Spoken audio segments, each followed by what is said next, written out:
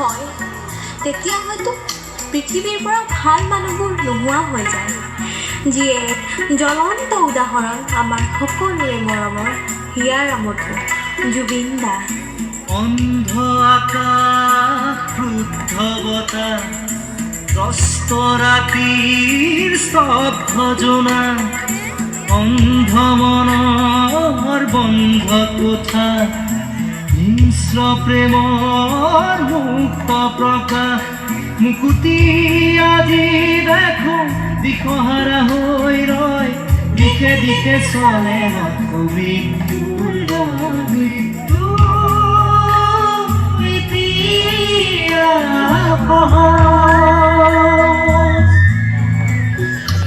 লাখ লাখ অনুৰাগীৰ মাত্ৰ এটাই প্ৰশ্ন, এয়া হত্যা নে দুৰ্ঘটনা?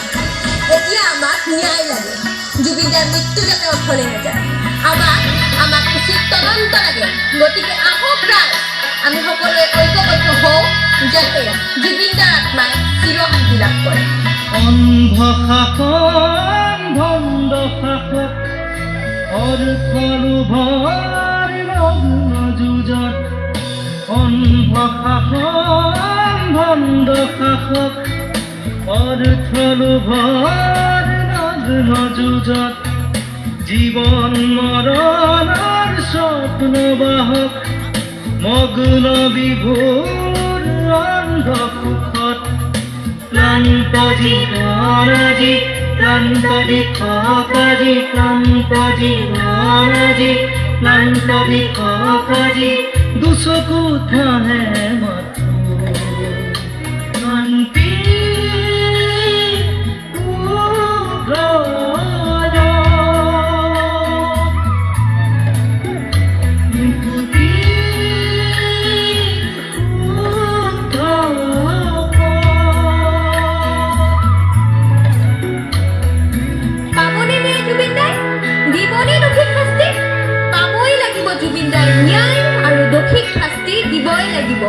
এয়া আমাৰ দাবী, এয়া অসমবাসীৰ দাবী।